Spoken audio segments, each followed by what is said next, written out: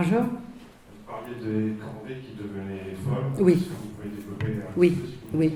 Alors, la corvée, c'était la possibilité qu'avait le seigneur, et à l'origine, le seigneur, c'est celui qui, dans un territoire donné, possède la seigneurie et à qui les paysans vont payer des redevances. Bon, à l'origine, les seigneurs, c'était tous des nobles, hein, c'était tous des nobles, c'est-à-dire c'était dans la répartition de la société, la répartition par noblesse, clergé et tiers état. Le noble, c'est celui qui va faire la guerre. Comme il fait la guerre, il protège les paysans, il ne peut pas travailler la terre, et les prêtres sont ceux qui s'occupent de tout le reste, de l'éducation, de la pauvreté, de prier, etc. Bon.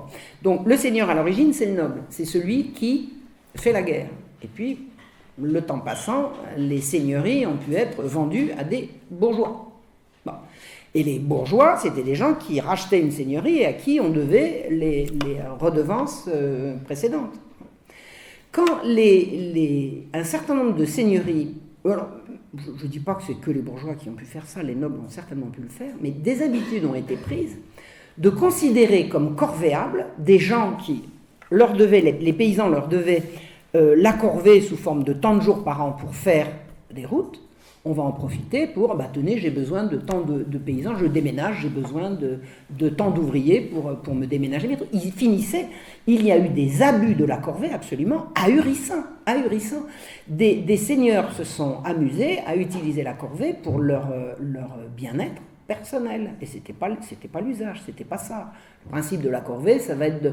Pourquoi est-ce que le paysan, par exemple, il va recreuser les douves ? S'il y a un château fort et que les douves sont embourbées, on ne pourra pas mettre de l'eau dedans et donc elles vont perdre. Donc il faut bien que quelqu'un creuse les douves.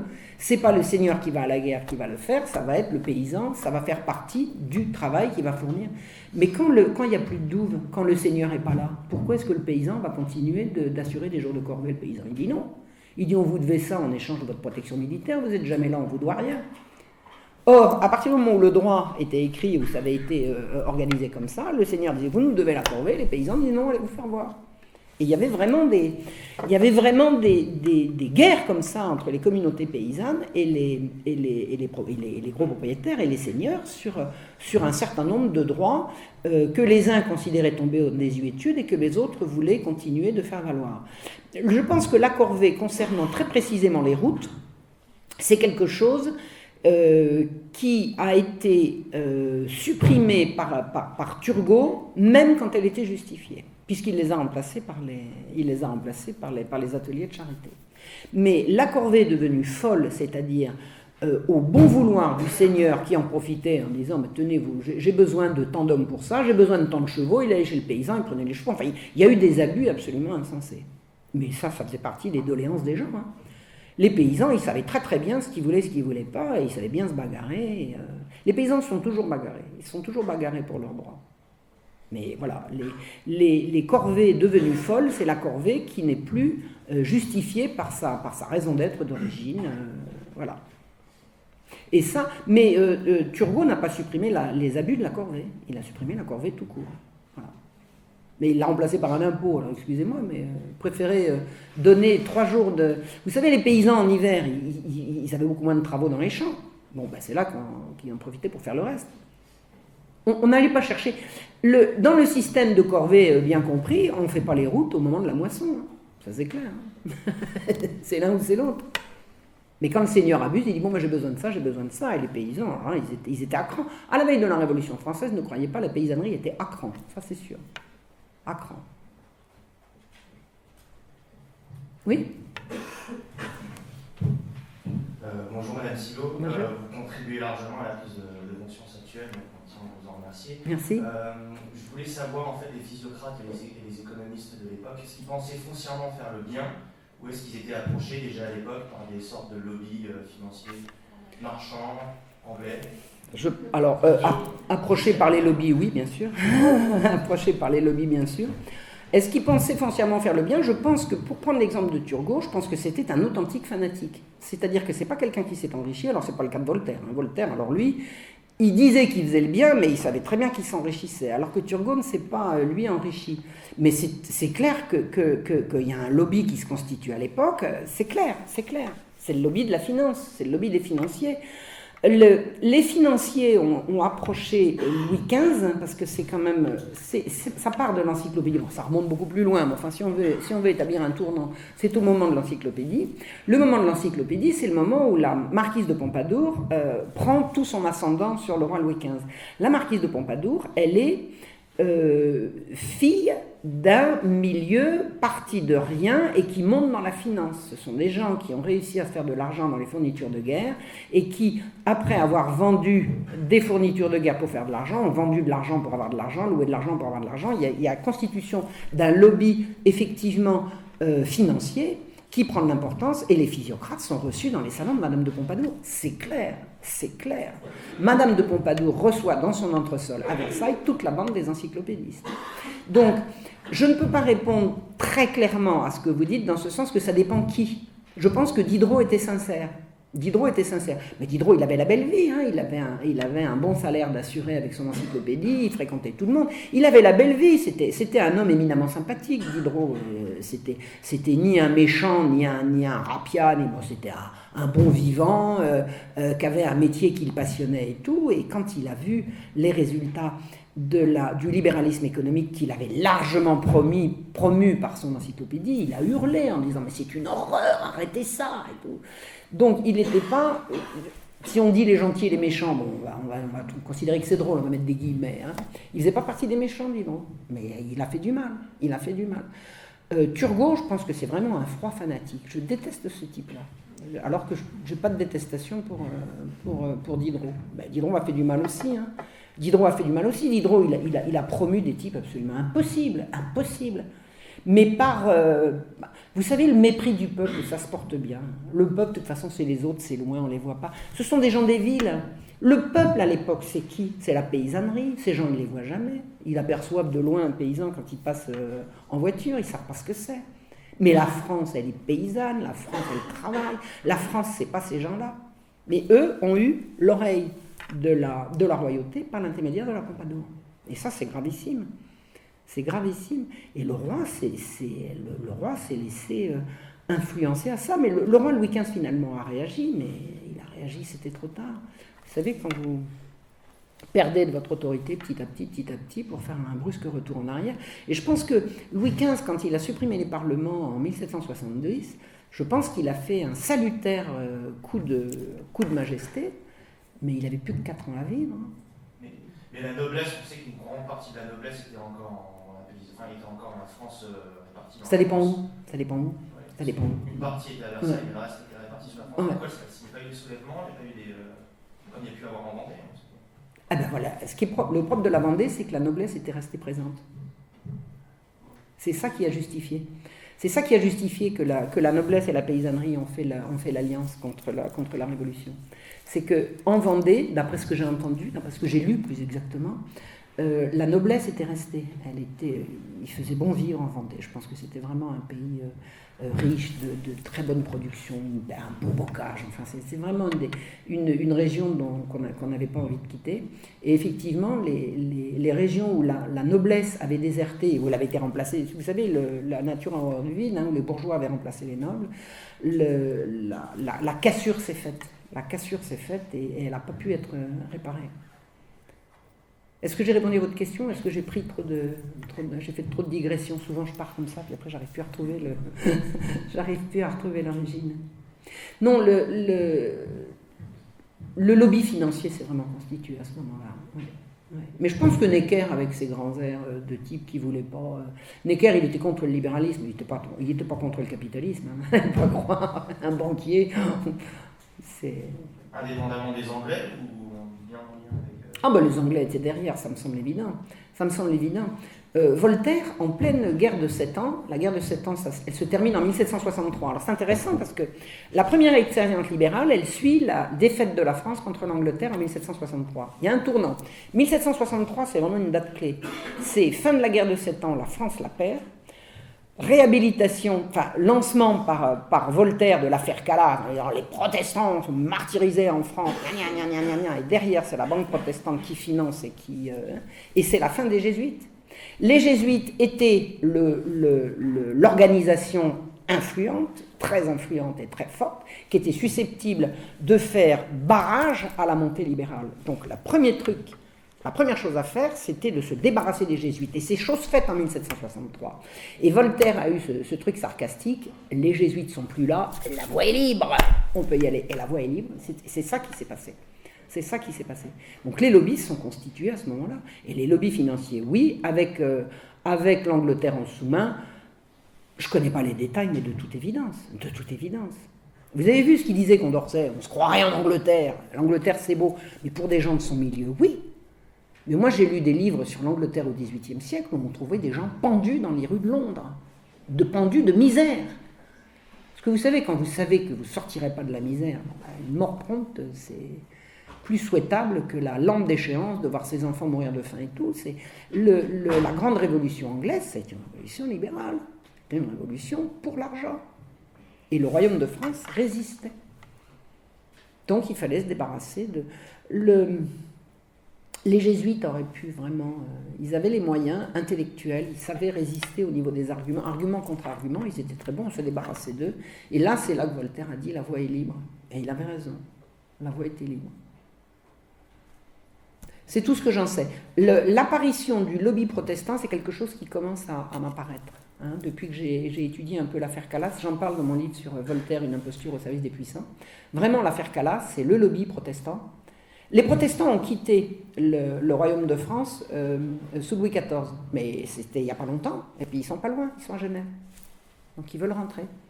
Donc on sape, et puis petit à petit on rentre. Et Necker, il est devenu, Louis XVI en a fait un ministre. Louis XVI a fait d'un banquier protestant étranger, banquier protestant suisse, un ministre du royaume. Ah, c'est qu'avant, il n'en était pas question, mais les Lumières sont passées par là. Qu'est-ce que pensait Voltaire des protestants? Alors il les détestait il les méprisait comme croyants, et il les aimait beaucoup comme banquiers. Beaucoup. Son banquier était protestant, Tronchin. La fortune de Voltaire était gérée en grande partie par Tronchin.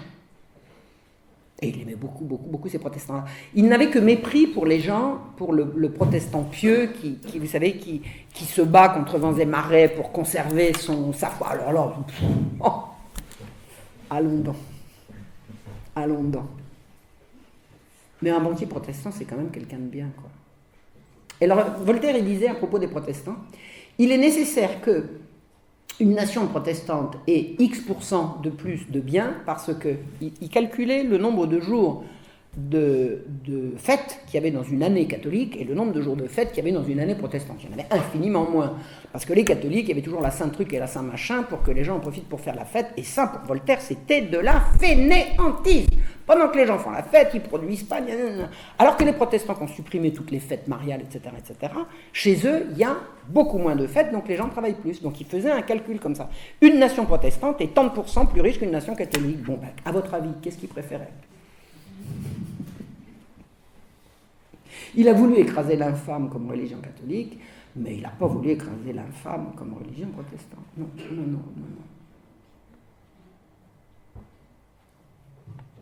Allez, d'autres questions quand même.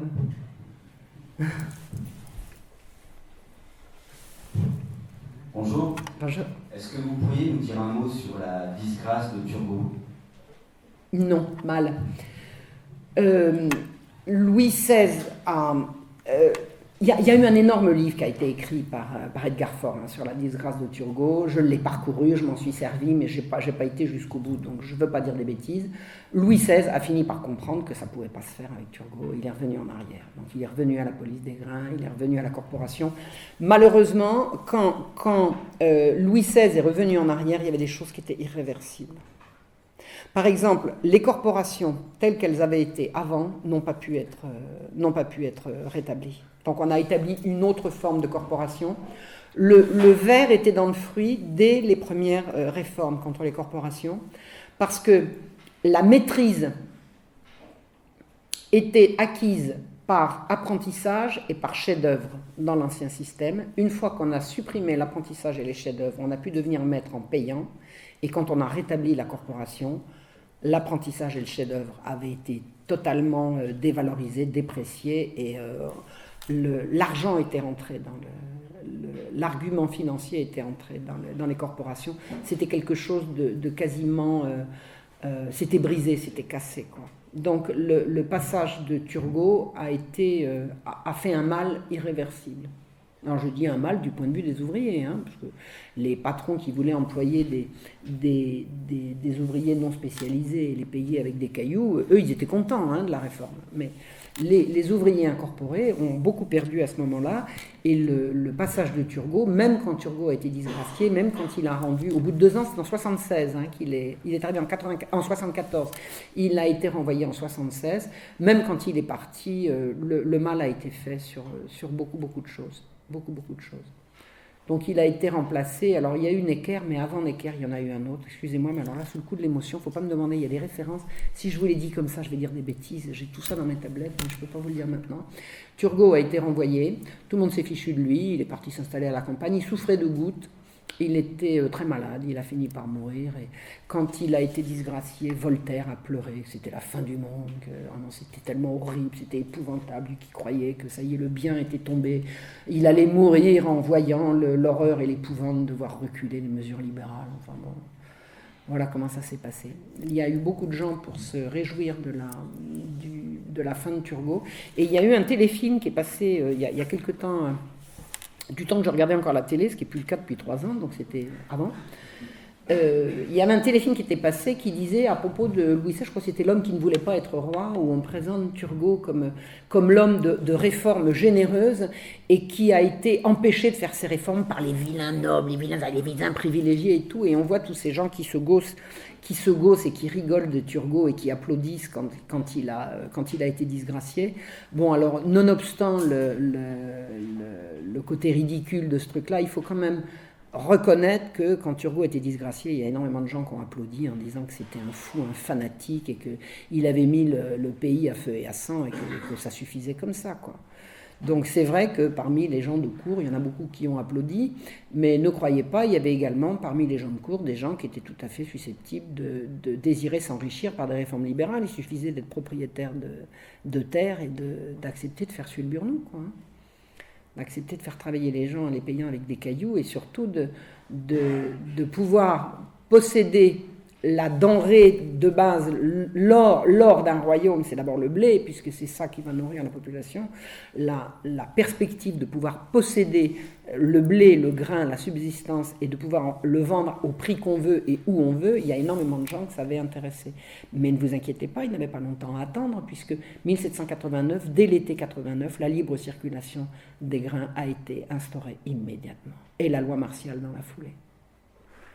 Hein, les 2 premières mesures dramatiques, il y en a eu beaucoup, mais les 2 premières mesures dramatiques de la Révolution française, la Révolution bourgeoise 1789, à l'été 89, entre l'été et l'automne, libre circulation des subsistances et loi martiale. Les mesures de Turgot. Donc c'était la 2e fois. C'était la 3e, mais c'était la bonne. C'était la 3e, il y a eu la première en 1763, mais c'était vraiment une expérience, c'était considéré comme une expérience. Quand Turgot est arrivé, il a dit il faut que le peuple prenne l'habitude que ça ne changera plus, et puis finalement il a été disgracié, et arrivé à la Révolution française, ben boum, ça, la Révolution française c'était ça. Et la population, pour revenir à la Révolution française, c'était pas dans les cahiers de doléances de la paysannerie, rendez-nous le libre marché des subsistances, c'était pas ça du tout, hein. C'était pas ça du tout. Ce sont les porteurs de messages qui ont fait porter leur message à eux et pas les messages dont ils étaient porteurs. Vous voyez ce que je veux dire? Et c'est vrai que les débuts de la Révolution française, c'est le libéralisme triomphant. Turgot, brave Turgot. Et j'ai lu moi, tous les livres dont je me suis servi. Alors je me suis beaucoup servi de l'excellent travail de Stephen Kaplan, mais pas uniquement. Moi j'ai lu des biographies de Turgot. Tous les gens qui ont écrit les biographies de Turgot au XIXe siècle, ce sont des gens qui disent, mais regardez le génie extraordinaire de Turgot. C'était merveilleux. C'est extraordinaire, regardez, tout le monde. Alors les préjugés, la bêtise, l'obscurantisme, la religion, les curés, tout ça. Vous avez compris qui était avec qui? Enfin, moi j'ai fini par comprendre. Vous seriez la une des premières historiennes qui démystifierait Turgot, le personnage? Pas du tout. Mais non, moi j'ai fait mes études à la fac. Moi, non, mais c'est non, pas du tout. Bah regardez, Steven Kaplan, il dit bien ce qu'il dit. Non. Je suis pas du tout la première à le comprendre ni à le dire. Je suis la première à le dire à un public comme vous, ça c'est sûr. Hein? Parce que je ne suis pas relayée par les médias. Mais si, imaginons que je sois une historienne relayée par les médias et que je fasse un truc comme ça, on me dit, là, oh. Bah, non, c'est pas l'université, c'est les médias. C'est pas l'université qui bloque, c'est les médias. Moi, j'ai tout appris à l'université, croyez pas. Tout ce que je vous dis, je l'ai appris à l'université. C'est sûr. Alors bon, ça fait 10 ans que j'ai quitté l'université. J'ai passé ma licence ici, incidemment, ici à Reims. Je vous le dis. Ce que j'ai appris depuis, c'est ce que la suite de mes recherches, mais c'est à l'université que j'ai appris l'histoire. C'est pas l'université qui est contre la vérité. C'est les médias qui vous empêchent de la divulguer, c'est tout. Oui. À moins. Alors les François Furet, ils disent pas tout, les historiens. Mais après les historiens, ils font leur choix. Mais il y a des historiens qui disent que, d'autres qui disent autre chose. Les historiens sont libres. La difficulté, c'est de... Mais je ne l'ai pas lu en plus, François Furet. Alors, je veux dire, je vous en parle. Je vous en parle pas en connaissance de cause. Moi, ce qui m'intéresse, c'est la période d'avant la Révolution. Voilà. C'est ça qui est mon champ d'étude. Mais des historiens qui disent ceci et des historiens qui disent cela, vous les trouvez, ils sont tous disponibles dans toute bonne bibliothèque. La difficulté de faire valoir des choses comme ce que je vous dis là, c'est pour des gens comme moi d'atteindre un public comme vous. Mais entre universitaires, tout le monde sait parfaitement toutes ces choses-là. Mais il y a des choses à ne pas dire. Pardon ? Pourquoi les médias te bloquent-ils à ce point-là ? Parce que les médias sont de ce bord-là. Les médias défendent la République. La République, c'est Voltaire. La République, c'est libéralisme. La République, elle est née en 1792 dans un bain de sang. Hein? Ben non, pas du tout. C'était la Révolution, c'était la Libération, etc. Il y a tout un mythe qui fait tenir la société et les institutions, un mythe qui s'appelle la République, et dans la République, c'est les Lumières, c'est bien, la Révolution, c'est bien, Voltaire, c'est bien, et le reste, c'est mal. Bon, moi, je dis autre chose. Mais si j'étais dans le système, je ne le dirais peut-être pas. Mais comme je suis hors du système, c'est le système qui m'a mis en dehors. C'est pas moi qui ai quitté le système. C'est le système qui a jamais voulu de moi. Puisque j'y suis, j'y reste. Je continue de parler. Qu'est-ce que vous voulez qu'il me fasse ? Bonjour. Je veux pas perdre mon poste à l'université, j'en ai pas. Je voudrais savoir si c'est des gens des Lumières qui sont repentis. Diderot a regretté amèrement d'avoir promu la libre circulation des grains. Diderot était consterné quand il a vu ça. Oui. Mais bon, repenti, voilà, pas plus que ça, quoi. Mais il était déjà vieux, Diderot, à l'époque, quand ça s'est fait. Il avait fait sa carrière. Oui, Diderot, il a dit, mon Dieu, quelle horreur. Mais alors, il y en a un que je peux vraiment pas voir, alors là, pour le coup, c'est Condorcet. Parce que Condorcet, moi j'ai cru, j'avais lu la biographie de Condorcet par les époux Badinter, j'avais trouvé que c'était un grand bonhomme. Alors quand j'ai vu d'une part tout ce qu'il avait fait, il y a deux choses qui m'ont fait détester Condorcet. J'ai regardé ce qu'il avait fait derrière Turgot, il était vraiment partisan de tout ça. Allez, faut pas d'indulgence, toute cette populace là. Il n'a pas dit tirer dans le tas, mais au bout du compte, c'est quand même à ça que ça revenait. Mais il y a un autre truc que je reproche, mais alors vraiment, mais durement à Condorcet, c'est que c'est lui qui a fait, avec Beaumarchais, la première édition des œuvres complètes de Voltaire après sa mort, et notamment sa correspondance. Et bien j'aime autant vous dire qu'il l'a drôlement expurgé. Et ça s'appelle de la malhonnêteté, d'accord ? Alors quand on ment, il ne faut pas espérer avoir de l'estime, récolter l'estime des gens. On peut mentir une fois, bon, admettons. Mais ces gens-là, ils disaient pas, il ne faut pas mentir une fois et timidement, il faut mentir hardiment et toujours. C'est ça que disait Voltaire. Il faut mentir, mentez mes amis, mentez, je vous le rendrai dans l'occasion. Il ne faut pas mentir une fois et timidement, mais hardiment et toujours. Ah ! Bon. Eh bien, Condorcet, il avait vraisemblablement retenu la leçon, et il a menti sur la... Condorcet s'est fait le porte-voix des mensonges les plus éhontés de Voltaire. Et Condorcet avait les moyens de savoir que Voltaire mentait. Ou alors il était complètement crétin, mais je ne pense pas. Je ne pense pas. Mais alors lui, j'ai pas su qu'il ait eu des remords. Turgot n'a pas eu de remords. Non, tout va bien. Vous savez, quand on se sent élu, quand on se sent au-dessus de la mêlée, quand on pense que les autres, ça grouille, et puis que soit on est au-dessus, voilà, on est un peu amer, on dit voilà, c'est encore la populace qui a gagné, ça sera pour le prochain coup. Puis ceux-là, ils ont eu raison, puisque c'est au prochain coup que c'est passé, puisque c'est passé à la Révolution. Il était franc-maçon, janséniste.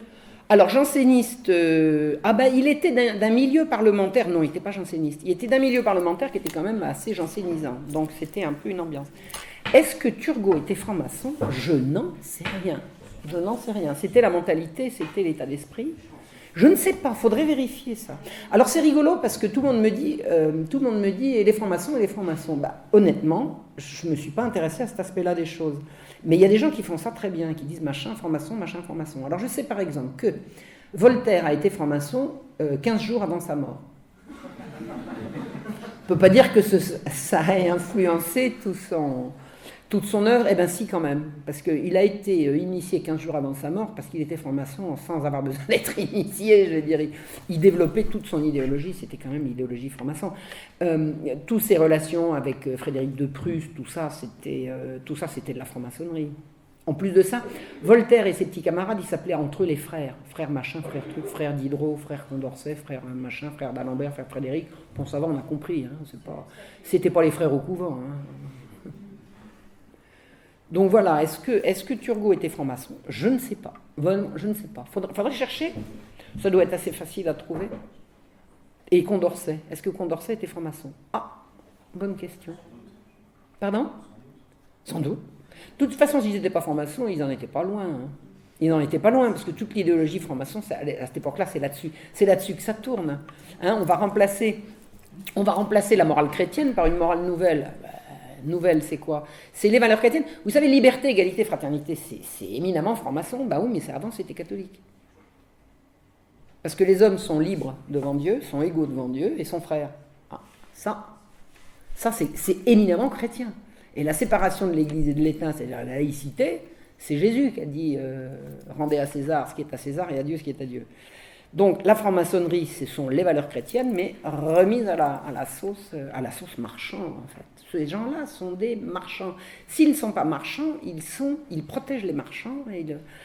Turgot n'était pas marchand, mais il protégeait les marchands, il promouvait les marchands. Et les marchands, c'était les mêmes qu'au Moyen-Âge, ils appartenaient à la même caste? Ben non, parce que justement, les marchands n'étaient plus incorporés à partir de ce moment-là. Le propre, là, c'est très intéressant comme question, parce qu'effectivement, les marchands étaient également incorporés. Mais qui peut être marchand dans la réforme de la police des grains? C'est tout le monde peut être marchand. Dans l'ancien système, pour être marchand de grains ou marchand d'autre chose, mais marchand de grains plus que d'autres choses, il faut s'enregistrer. Il faut aller voir la police. On va donner son nom, son prénom, le nom de sa femme, le machin, ton papa, ta maman et tout. Il faut montrer patte blanche et vous allez avoir le droit d'être marchand sur tel marché, celui-là et pas un autre. Vous allez être surveillé. À partir de Turgot, n'importe qui va pouvoir vendre et acheter du blé. N'importe qui va pouvoir acheter du blé. N'importe qui va pouvoir être marchand.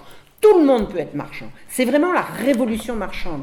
Et vous avez des petits malins qui a trouvé une piécette par terre avec laquelle il va s'acheter un sac de grains, puis il va leur vendre plus cher, il va en acheter deux, etc. Ce sont des choses qui pouvaient arriver. Et notamment, je me souviens d'avoir lu que dans Étampes, un ancien ouvrier, je crois qu'il était cordonnier, il était devenu un riche marchand opulent, et il disait, l'hiver prochain, il faudra des dents en or pour manger à Étampes. Et ça le faisait rire. Ça le faisait rire. Donc, c'est plus du tout les marchands du Moyen-Âge. Les marchands avant et après la révolution physiocratique, la révolution libérale, la révolution des Lumières, c'est pas les mêmes. Devient marchand quiconque a envie de le devenir. Plus aucun contrôle. C'est laisser faire, laisser passer. Laisser faire, c'est on supprime les corporations. Laisser passer, on supprime les contrôles de circulation de marchandises. Et je vous assure, j'ai lu ça et il y a encore des gens qui me disent mais enfin, Marion, on reconnaissait quand même que s'il manquait du blé ici, il fallait quand même bien le porter là. Comme si on avait attendu les marchands. Enfin, c'est fou quand même. Le royaume de France était un royaume policé.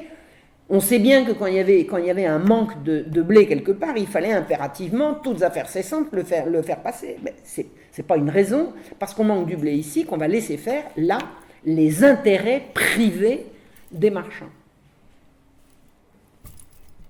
Moi, j'ai étudié sur l'affaire de Dijon. Parce que, bon, je suis bourguignonne et que tout ça m'intéresse. J'ai lu très en détail toute la guerre des farines à Dijon. Et j'ai regardé à différentes périodes qui précèdent la guerre des farines des moments où, par exemple, il y avait un gel tellement fort que les moulins ne tournaient plus. Si vous avez du blé et que vous ne pouvez pas le moudre, vous n'êtes pas plus avancé que si vous n'avez pas de blé, parce que les gens ne vont pas manger du blé, ils vont manger de la farine. Donc vous avez des périodes absolument terribles où le prix du blé va augmenter parce qu'on va être obligé de le faire venir de plus loin, puisqu'on ne peut pas le moudre ici. Donc ça va faire un blé nécessairement plus cher, puisqu'il va falloir augmenter le prix du blé, du prix du transport. Eh bien, j'ai vu des situations où on dit le blé est gelé, les moulins ne tournent plus. Tout le monde sur le pont, la population, les édiles, l'armée, là, tout le monde vient. On va chercher des moulins à bras, on va chercher... Tout le monde, quand les gens ont faim, toutes les autorités se mobilisent. Faire manger le peuple, c'est la raison d'être des autorités. C'est leur raison d'être. Et j'ai vu vraiment des mobilisations, c'est émouvant. C'est émouvant. Vous voyez tous ces messieurs avec leurs grandes robes, là, les juges, les machins et tout, le peuple a faim, allez hop, on y va et on réquisitionne ici, et on s'arrête quand la situation est revenue à la normale. Donc on a pris l'habitude dans le royaume de France que la nourriture du peuple soit au cœur c'est la raison d'être des autorités. Et puis les Lumières vont arriver, on va dire non, on va laisser faire l'intérêt personnel bien compris. Vous avez vu les trucs de Turgot. Le marchand, il est forcément économe, puisqu'il est forcément plus intelligent, parce que son intérêt bien compris il va être obligé d'être honnête, sinon on n'achètera plus pour lui. Bah voyons. Hein? Un marchand malhonnête, pour eux, c'est un oxymore. Ah bah non. Alors que pour la population, un marchand malhonnête, c'est un pléonasme. Et c'est vrai que... c'est vrai, hein. Je ne dis pas que c'est ce que je pense, mais c'est ce que pensait la population. C'est-à-dire que j'ai lu des textes à la fois de Voltaire et de Turgot qui disent la malveillance de la population vis-à-vis des marchands, il faut que ça cesse vraiment. Et c'est vrai que, comme on dit, Mercure, hein, le dieu Mercure, il était dieu des marchands et des voleurs. C'était Mercure? Je me souviens pas. Bon, les Français n'aiment pas les marchands. Voilà, en général, ils ne leur font pas confiance. Donc ils les brident. Et à partir des Lumières, on débride. Les marchands vont avoir tous les droits. Et c'est clair, la population, jusqu'aux Lumières, protège le peuple contre les marchands, et à partir des Lumières, protège les marchands contre le peuple. Voilà. Et ça, c'est le monde dans lequel nous vivons maintenant. Hein? C'est pas fini, non. Mais c'est pour ça que plus on en sait et plus on est armé, quand même. Allez, encore une question. Non? Si. Oui. J'ai trouvé que Turgot était un peu rapide en besogne, malgré tout, pour sortir son édit après avoir été ministre de la Marine. Absolument, oui. Quelques semaines. Mais il a été mis ministre de la Marine pour lui laisser le temps d'arriver, quoi. Hein. C'était prévu qu'il allait prendre le... Ouais. Qui l'a introduit? Bonne question. Toute la secte encyclopédique, elle était... Je me demande si c'est pas Maurepas. Je sais plus. Je me demande si c'est pas Maurepas. Maurepas, c'était...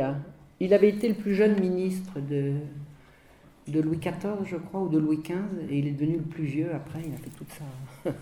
Il a fait tout le siècle. Et je pense que quand Louis XVI a rappelé Maurepas au ministère, je pense que c'est Maurepas qui lui a présenté Turgot. Mais bon, la secte était derrière, ils étaient en embuscade. Hein. Ils étaient en embuscade, il fallait que ça passe. Mais au moment où Louis XVI arrive au pouvoir, la dette est déjà énorme. Bon, ça va pas s'arranger après, parce qu'il va y avoir la guerre en Amérique et tout. La dette ne va faire que s'augmenter. Mais quand Louis XV est arrivé au pouvoir, les finances étaient saines. Le passage de la Régence avait complètement assaini les finances. À la mort de Louis XIV, les finances royales étaient dans un état absolument épouvantable. Toutes les rentrées royales étaient mangées sur 2 ans. Quoi. Vraiment, c'était pas la faillite, parce que le Royaume de France n'était pas faillite, mais c'était vraiment une situation catastrophique. Avec le système de l'eau, finalement, ils ont réussi à remettre les finances en ordre, et quand Louis XV est arrivé véritablement au pouvoir, les finances étaient complètement assainies. Et puis ça s'est dégradé. Et ça s'est dégradé parce que l'endettement, on a fait s'endetter le roi, puis il y a eu la guerre de 1763 encore, hein, la France a perdu ses colonies, la France a perdu le Québec, la France a perdu la guerre, il a fallu qu'elle paye et tout. Donc au moment où Louis XVI arrive, les finances sont en triste état, et celui qui va convaincre le roi que celui-là, il a un truc infaillible pour faire redémarrer tout. L'idée des économistes, c'est de dire on va enrichir tout le monde sans appauvrir personne. Ils avaient vendu ça à Louis XV. Louis XV avait compris que c'était pas vrai. Et Louis XVI, il l'a compris, à l'usage. Mais il a pu le croire. Pas de banqueroute, pas d'emprunt, tout va aller bien, Majesté. On va juste laisser circuler librement les subsistances comme un flux. La vie va s'écouler, tout le monde va être content. Il y en a qui ne seront pas contents, mais bon, soyez ferme, Majesté, vous allez voir, ça va marcher. Qui a pu, à part toujours les mêmes, amener Turgot au pouvoir? C'est la secte des anti... la secte de l'encyclopédie, quoi. Vous savez, c'était pas péjoratif de dire secte à l'époque. On disait la secte des économistes, la secte des encyclopédistes, la secte des jansénistes. C'était le mot qui se disait à l'époque, mais ça dit bien ce que ça dit. C'est des gens qui, entre eux, organisent un système et essayent de le faire passer. Et la secte des encyclopédistes, à ce moment-là, ils ont réussi. Oui? Et bien évidemment, les encyclopédistes étaient les premiers à vouloir aller en Amérique, qui fut un gouffre pour les finances. Non, je crois que c'était fini les encyclopédistes à ce moment-là. Les encyclopédistes, je pense que...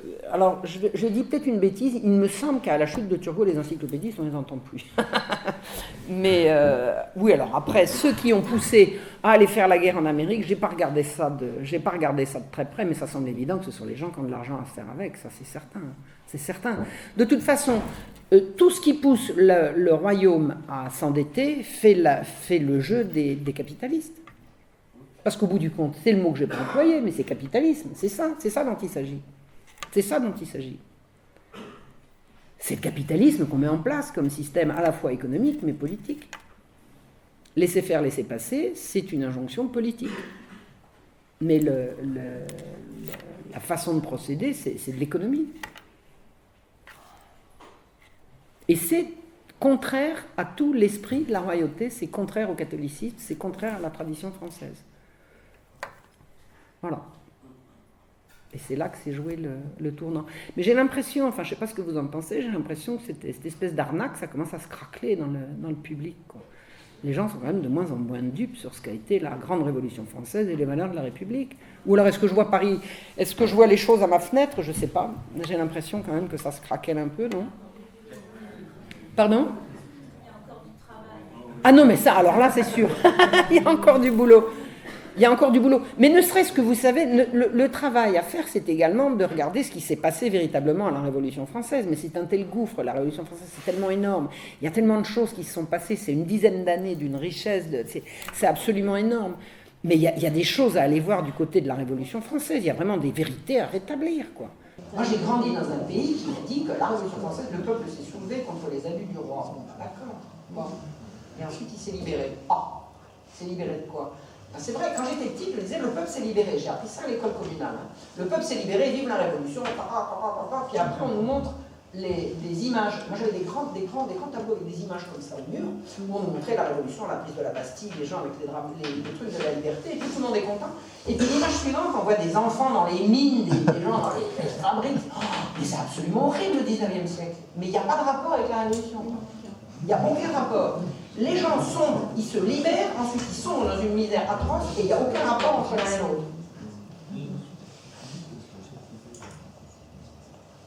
Et au niveau des programmes, on glisse allègrement, oui.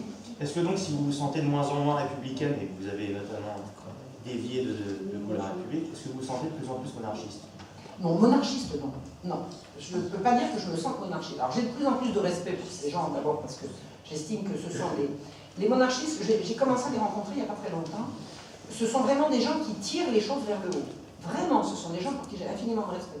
Pour que je les rejoigne sur le plan politique, il faudrait que je sois convaincu de la possibilité à l'heure actuelle de rétablir soit un Bourbon, soit... Alors là, vraiment, c'est pas mon souci, ça. J'écoute, je suis bienveillante, j'estime que vraiment la République est une gueuse, mais je ne dis pas qu'elle l'est nécessairement. Elle l'est, je le constate, mais elle ne l'est pas nécessairement, ça peut éventuellement changer. Je ne me mêle pas, par modestie, hein, je ne me mêle pas d'imaginer comment ça pourrait être mieux. J'aime beaucoup mieux rester dans mon rôle d'expliquer comment ça marchait, comment ça n'a pas marché, et la réalité sur tout ce qu'on nous cache. Et après, je pense que les Français, parce que je fais confiance au peuple français, seront assez intelligents pour inventer ou trouver autre chose. Mais vraiment, je ne veux pas me mêler de dire ce qui devrait être bien. J'aime beaucoup mieux rétablir la vérité. Mais c'est vrai que la République, je ne peux plus. La République, celle-là, la nôtre. Les valeurs de la République. Si les valeurs de la République, c'est Voltaire, oh là là là là là, c'est une plaie, ce type est une plaie. Vous ne pouvez pas vous imaginer. Voltaire a menti toute sa vie sur tout. Un BHL. Si. Lisez mon bouquin, vous allez voir. Comment ça se fait que Louis XVI a été aussi mal préparé? Mais il était trop jeune. Il était Trop jeune. Il était trop jeune. Son père avait été préparé. Son père avait fait le pari de son père. Mais cela dit, son père a été, est mort quand même assez longtemps avant lui. Il n'a pas été préparé. Il n'a pas été préparé. Alors il aurait été il y a un peu de temps alors. Ouais. Mais attendez, il a rattrapé, il a été excellent. Attendez, Louis XVI, moi j'ai un respect pour ce monsieur. C'est son frère qui est derrière. Ouais, c'est son frère qui est dernier. Mais son frère est mort assez petit quand même. Je ne me souviens pas exactement. Je sais que c'est son frère qui est dernier, qui était second. Je vais vous recommander sur Louis XVI de lire le livre de Jean-Christian Petit-Fils. Vous allez pleurer. Vous allez voir le grand personnage qu'a été ce Louis XVI. C'est extraordinaire. Il a démarré trop vite, trop tôt, trop... Vous voyez, en plus de ça, comme il ne s'attendait pas à la mort de son grand-père, il est devenu roi comme ça, sous l'effet d'un choc. Mais il a compris, il était extraordinairement intelligent, extraordinairement intelligent. C'est vraiment, on l'a fait passer pour une brute, c'est absolument faux. Il était extrêmement bienveillant, c'était un grand personnage. Je vous assure, ce Louis XVI, récemment, j'ai été invitée justement par les royalistes à participer à une cérémonie le 21 janvier, à l'occasion de l'anniversaire de sa mort. Je vous assure, je n'ai pas retenu mes larmes, c'est insoutenable. C'était un grand monsieur, un grand monarque. Il y a vraiment un crime abominable qui a été fait sur lui. Vraiment. On lui a imputé des tas de crimes qu'il a. La révolution, c'est mensonge. Tout ce qu'on a raconté sur Louis XVI, c'est des mensonges. Lisez le livre de Jean-Christian Petit-Fils, c'est très bien fait. Et avant, je pense que Jean-Christian Petit-Fils s'est inspiré d'un autre livre, trop autre, parce que Jean-Christian Petit-Fils a fait comme l'historien une recherche complète, mais je crois savoir qu'il s'est également inspiré d'un livre qui s'appelle Les pièces du procès de Louis XVI de Pierrette et Paul Giraud de Coursac. Alors c'est une somme, c'est un pavé comme ça, c'est très dense, mais ça vous change votre vision du monde. Ça vous change votre vision du monde. Quand vous lisez ça, vous comprenez ce que c'est que la République et quel grand personnage était Louis XVI. Mais c'était trop tard. Et vous savez, quand vous êtes dans la recherche du bien et que vous êtes entouré de menteurs et de manipulateurs, c'est pas facile. La fuite de Varennes, c'est de la propagande. Hein, c'est pas de la propagande, c'est la fuite de Varennes. Attendez, vous êtes le roi. Vous êtes le roi, on vous retire tous vos pouvoirs. Vous allez chercher de l'aide. Hein. Il ne voulait pas passer à l'étranger, il voulait récupérer ses partisans. Attendez, il était prisonnier. Hein. Il avait été sacré quand même. Les gens qui le retenaient prisonnier, c'est pas le peuple français. Hein. C'est une coterie, il faut comprendre. Paris n'était pas la France. Et les Jacobins n'étaient pas Paris. Il y a des tas de choses à comprendre. Vous êtes roi de France, vous êtes sacré roi de France, vous appelez les États généraux en leur disant je veux entendre vos doléances. Les gens qui viennent porter les doléances, vous disent à partir de maintenant vous allez nous obéir. Attendez, c'est marqué où ça? C'est un coup de force, ça s'appelle un coup d'État. Le roi avait été sacré roi de France, il avait été sacré roi constitutionnel. D'une constitution qui était encore à écrire. Les délégués qui étaient venus porter les doléances du peuple ont dit, nous sommes maintenant à l'Assemblée nationale. Qui a décidé? Ils étaient porteurs de mandats pour écrire une constitution. C'est un coup d'État. Attendez, on va organiser une séance à la mairie de Reims, on va vous donner des mandats, tenez, à expliquer à la mairie de Reims, vous allez à la mairie de Reims et vous allez leur expliquer qu'il y a ça et ça et ça qui ne va pas d'accord. Vous arrivez à la mairie, vous dites maintenant on prend le pouvoir. On a les mandats pour. C'est pas ça qui est marqué sur les mandats. Oui ou non? C'est un coup d'État. C'est un coup d'État. C'est une évidence. Et le roi, il avait perdu son pouvoir, mais c'était totalement illégitime. Il aurait fallu qu'il dise ah bah oui, d'accord, ah bah oui. Oui, vous voulez le pouvoir, bah, tenez, je vous donne. L'administration royale n'était pas assez puissante pour justement contrer un coup d'État comme ça. Apparemment pas. L'administration était loin aussi. Puis il y a des massacres. Il y a des massacres. Il y en a eu des massacres. Il y en a eu du sang de Versailles. C'est compliqué la révolution. Je vais pas vous faire l'histoire de la révolution. Ça d'abord parce que je suis en train de l'étudier. Hein, je peux vous donner par petites bribes ce que je découvre, mais je ne vais pas vous faire un cours sur la révolution française parce que c'est vraiment pas mon sujet. Le sujet, c'est avant. Donc, ça va venir parce que je me consacre. Hein, j'ai sans arrêt, j'ai toujours sur moi un bouquin. Je ne prends pas une heure de train sans en profiter pour étudier. Donc en ce moment, je me suis mis sur la Révolution française, mais c'est énorme, c'est énorme, le sujet, c'est énorme. Les forces en présence, les influences, tout ça, c'est l'influence des Anglais, des machins, des spéculateurs, des honnêtes, des malhonnêtes. Encore des questions ou on passe au petit gâteau? Je reviens à Voltaire. Est-ce qu'il se réjouit de la défaite de la France sur la guerre de 7 ans pour ses amitiés avec le... Ah oui, Voltaire était tout content. Mais Voltaire était tout content qu'on soit débarrassé du Canada. Voilà. Il disait la France peut être heureuse sans Québec. La fameuse phrase des arpents de neige. Oui, quelques arpents de glace ou quelques arpents de neige, oui, ça c'est oui. Mais alors, pour ce qui concerne Voltaire et l'Angleterre, c'est extraordinaire. Au début de la guerre de 7 ans, alors la guerre de 7 ans a commencé en 56 et elle s'est terminée en 63. Au début de la guerre de 7 ans, Voltaire a reçu chez lui à Genève, alors il y avait déjà sa maison de Ferney, où est-ce qu'il était encore à Genève? Il a reçu chez lui à Genève un envoyé de la couronne d'Angleterre. Pourquoi? Pourquoi pas? Il recevait l'ennemi, et vous savez ce qu'il lui a dit? Allez dans le Canada. Bon, alors il n'y avait pas d'influence pour le dire, je veux dire, ça n'a pas d'incidence, c'est pas lui, mais honnêtement, il l'a dit, il s'en est vanté. Il dit quand j'ai reçu monsieur Pitt, vous dit quelque chose, le frère de l'autre, il l'a reçu à Genève. Et il lui a dit, bon, écoutez, vous voulez le Canada, vous savez, si ça ne tenait qu'à moi, vous le voulez, vous le prenez, enfin, l'économie d'une guerre. Voltaire voulait pas que la France garde Québec. Il voulait pas. Pourquoi? Peut-être que quelqu'un voulait y aller d'un côté, mais d'autre côté, lui, ce qu'il voulait, c'était spéculer sur les grains. Pour spéculer sur les grains, il faut qu'il y ait beaucoup de grains. Pour qu'il y ait beaucoup de grains, il faut qu'il y ait beaucoup de paysans. Il y a beaucoup de paysans, il ne faut pas qu'il y en ait qui aillent dans les colonies. Alors on va les garder ici, alors on va rendre les colonies. Voilà.